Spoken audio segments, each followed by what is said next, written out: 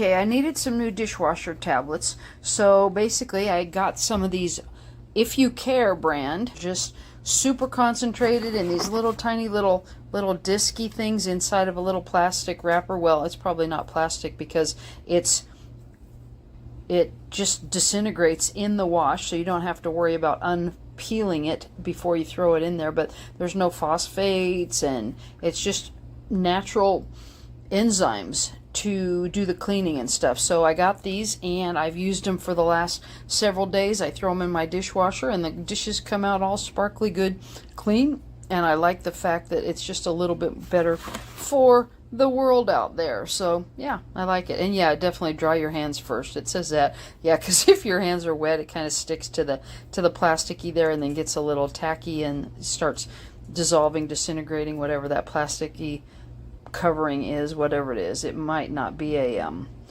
plastic, but whatever it is. So yeah, good stuff.